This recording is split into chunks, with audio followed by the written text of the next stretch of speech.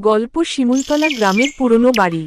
পাখির ডাক, গরুর ঘণ্টা, হালকা কুয়াশা। গ্রামের কোণে একটি ধ্বংসপ্রাপ্ত পুরনো বাড়ি। পেছনে একজন বৃদ্ধ বলছেন, ওই বাড়িটা অভিশপ্ত, সন্ধ্যার পর কেউ কাছে যায় না।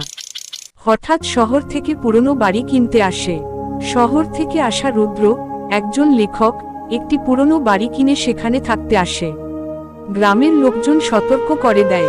রুদ্র মুচকি হেসে বলে, ভূতের গল্প আমি লেখি, ভূতের ভয় পাই না। পুরনো বাড়ির ভেতর রাত গভীর, বাতি টিমটিম করছে। ঘড়িতে রাত ৩টা। হঠাৎ দরজায় ঠক ঠক আওয়াজ। রুদ্র দরজা খোলে, কেউ নেই। হঠাৎ পেছনে সিঁড়িতে জুতা পরার আওয়াজ। দেয়ালে ছায়া পড়ে এক নারী, সাদা শাড়ি, রক্তাক্ত চোখ, লম্বা চুল।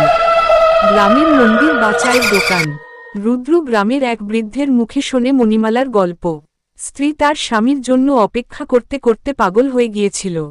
একদিন পুকুরপাড়ের গাছে তার ঝুলন্ত দেহ পাওয়া যায়। এরপর থেকে প্রতিটি নতুন বাসিন্দা হারিয়ে যায়। রুদ্র একটি পুরনো ডায়েরি খুঁজে পায়, তাতে মণিমালার হাতের লেখা, আমি ফিরব, অপেক্ষা শেষ করব। সে রাতে আবার দেখা যায় সেই ছায়া।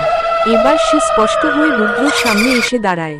কাপা গলায় বলে, তুমি ফিরেছ, এবার আমিও যাব না। পরের দিন সকালবেলা গ্রামের লোকেরা বাড়িতে এসে দেখে দরজায় তালা ভাঙা, ভেতরে কেউ নেই।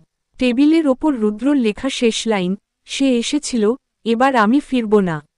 পুরনো বাড়ির জানালার ভেতর দূর থেকে দেখা যায় জানালায় এক পুরুষ ও এক নারী পাশাপাশি দাঁড়িয়ে আছে, কেউ জানে না তারা কে।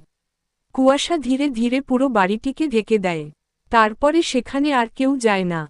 গল্পটি ভালো লাগলে অবশ্যই সাপোর্ট করবেন।